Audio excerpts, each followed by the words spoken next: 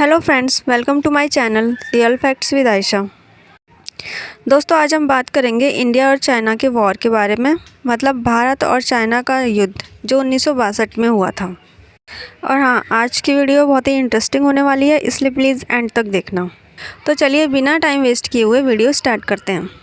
1950 के दशक का वह समय जब 15 अगस्त 1947 को भारत आज़ाद हुआ और भारत के नए प्रधानमंत्री बने पंडित जवाहरलाल नेहरू।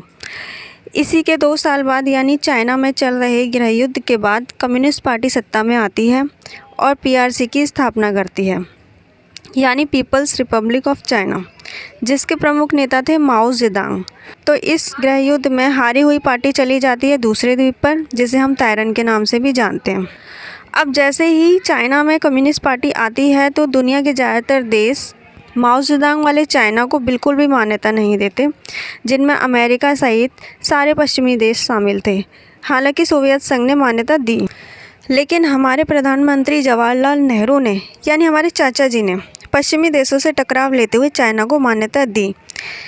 हालांकि उन्होंने कुछ गलत नहीं किया, क्योंकि हम अपने पड़ोसियों से अच्छे संबंध चाहते थे और हमारा एक पड़ोसी तो पहले से ही हमारा दुश्मन बना हुआ है।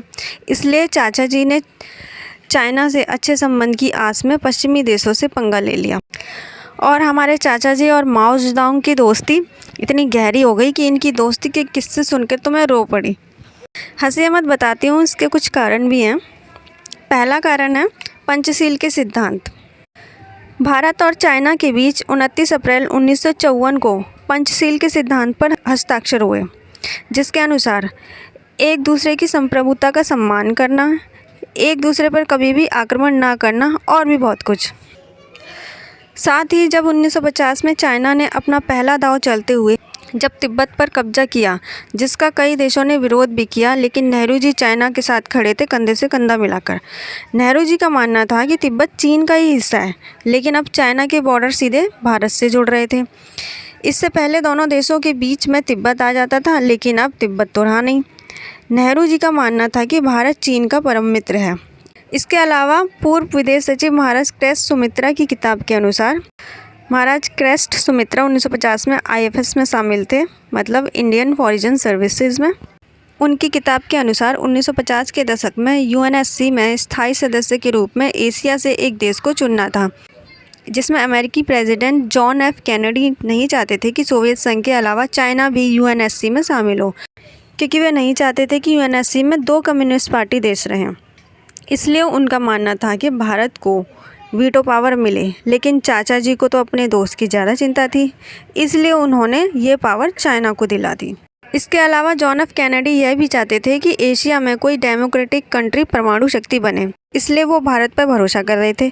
लेकिन उस समय नेहरू जी वर्ल्ड लीडर के तौर पर जाने जाते थे और उन्होंने साफ मना कर दिया कि हम एक शांतिप्रिय देश हैं और हमें ऐसे कोई भी हथियारों की ज़रूरत नहीं है। अब अपने चचा को कौन समझाए कि उस समय परमाणु संपन्न देश ही सबसे सुरक्षित देश होता था। अब आगे बढ़ते हैं। ज़्यादा चीनी खाने से डायबिटीज़ हो जाती है और ऐसा ही हुआ। 10 मार्च 1959 में तिब्बत की राजधानी लासा में चाइना के खिलाफ विद्रोह शुरू हो गया। इन विद्रोहों में कई तिब्बती नागरिकों को मारा गया। चाइनीज़ आर्मी ने 1962 में इन विद्रोहों को पूरी तरह कुचल दिया और अब हमारे शांतिप्रिय नेता चाचा जी को ये सब पसंद नहीं आया। उन्होंने चाइना का कड़ा विरोध किया। जब तिब्बत के प्रमुख नेता दलाई लामा होते थे, उन्हें भी जब तिब्बत छोड़कर भागना पड़ा तो चाचा जी ने ही शरण दी और यह बात हमारे बेस्ट फ्रेंड यानी माओ जेडुंग को बुरी लग गई और वो अपने परम मित्र यानी चाचा जी से नाराज़ हो गए। यहाँ तक कि चाइना के मन में शक पैदा हो गया कि भारत हम पर हमला कर सकता है और तिब्बत की आज़ादी चाहता है। अब बात कर लेते हैं सीमा विवाद के बारे में। सबसे पहले बात करते हैं मैकमोहन रेखा के बारे में। यह रेखा ब्रिटिश सरकार और तिब्बत के बीच शिमला समझौते में अस्तित्व में आई थी। इस सीमा रेखा का नाम हेनरी मैकमोहन के नाम पर रखा गया है, जिनकी इस समझौते में अहम भूमिका थी, जो कि भारत के अनुसार चाइना के साथ उसकी अस्तित्व सीमा है। लेकिन चाइना 1914 के शिमला समझौते को नहीं मानता है।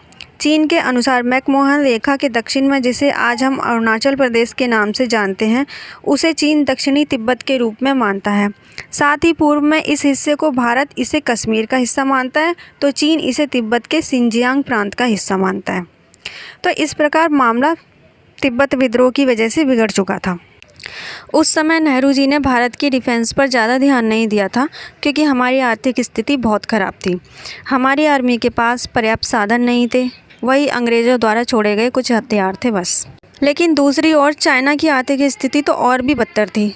उस समय हमारी इकोनॉमी चाइना से बेहतर थी, फिर भी माओ ने अपनी आर्मी को मजबूत किया और रसिया से बेहिसाब हथियार खरीदे। अब 1956 में चाइना ने जो लद्दाख का हिस्सा है उसमें हाईवे का निर्माण करा दिया, जो सिंजियांग को कनेक्ट करता था तिब्बत से। उस समय हमारी नीतियों के क्या कहने, क्योंकि हमें 2 साल तक यह पता नहीं चला कि ऐसा कोई हाईवे भी बना है, क्योंकि उस समय हमारे पास कोई खुफिया एजेंसी ही नहीं थी। तो हमें पता लगा चाइना के एक अखबार से, जिसने हाईवे के उद्घाटन की खबर छापी थी। तब जाकर हमें पता लगा कि हमारे हिस्से में चाइना एंटर कर चुका है। साथ ही इसी साल 1959 में हमने दलाई लामा को भी अपने यहाँ शरण दी। इसलिए यहाँ से दोनों देशों के बीच तनाव शुरू हो गया और यह तनाव चलता रहा और अब समय आता है 1962 का। उस समय अमेरिका और सोवियत संघ के बीच कोल्ड वॉर अपने चरम पर था, क्योंकि यह तीसरे विश्व युद्ध शुरू होने की संभावना थी और चाइना ये जानता था कि अमेरिका और सोवियत संघ में तनाव उफान पर है, तो ये तो भारत की मदद नहीं करेंगे। इसलिए 20 अक्टूबर 1962 को चाइना ने युद्ध की शुरुआत कर दी, जिसमें 4 दिनों के अंदर ही चाइनीज़ आर्मी ने पूरा नेफा और तावांग पर कब्जा कर लिया। इस युद्ध में ज़्यादातर लड़ाइयाँ समुद्र तल से 5000 मीटर की ऊंचाइयों पर हुई थीं, जिसका नुकसान दोनों ही देशों की सेनाओं को हुआ, लेकिन भारतीय सेना को ज़्यादा नुकसान हुआ, क्योंकि हमारे पास ना तो ज़्यादा गर्म कपड़े थे और ना ही ज़्यादा साधन। साथ ही चाइनीज़ आर्मी की संख्या भी बहुत ज़्यादा थी, उनकी तुलना में हमारी आर्मी की संख्या भी बहुत कम थी। चाइनीज़ आर्मी पहाड़ों से उतरकर अब मैदानों तक आ चुकी थी, यानी तेजपुर तक आ चुकी थी। लेकिन यहाँ तक भी हमने अपनी एयरफोर्स का इस्तेमाल नहीं किया, क्योंकि नेहरू जी को डर था कि चाइना भी इसे देखकर अपनी एयरफोर्स का इस्तेमाल करेगा और इसके बाद भारत की स्थिति और ख़राब हो गई। लेकिन ये फैसला भारत को बहुत महंगा पड़ा। चाइना ने 21 नवंबर 1962 को अपनी तरफ से सीज़ फायर की घोषणा कर दी, क्योंकि अब अमेरिका सहित सभी पश्चिमी देश भारत के फेवर में आ चुके थे। यहाँ तक कि सोवियत संघ भी भारत के समर्थन में आ चुका था और चाइना की खूब आलोचना हुई। अब चाइना पूरे विश्व में अलग थलग पड़ गया था, इसलिए चाइना ने पीछे हटने में ही गनीमत समझी और पूर्व में मैकमोहन लाइन से 20 किलोमीटर पीछे चला गया, लेकिन लद्दाख के हिस्से पर कब्जा कर लिया, जिसे आज हम अक्साई चीन के नाम से भी जानते हैं। तो इस प्रकार चाइना ने अपनी कूटनीति का इस्तेमाल करके हमारे हिस्से यानी लद्दाख पर कब्जा कर लिया। नेक्स्ट वीडियो है दोस्तों क्यूबा मिसाइल क्राइसिस के बारे में, जिसकी वजह से अमेरिका और सोवियत संघ जैसे देश खुलकर भारत का फेवर नहीं कर पाए और 1962 की जंग में भारत का काफ़ी नुकसान भी हुआ। वीडियो देखने के बाद दोस्तों लाइक ज़रूर कर देना और चैनल को सब्सक्राइब ज़रूर करना। मिलते हैं अपनी नेक्स्ट वीडियो में। जय हिंद।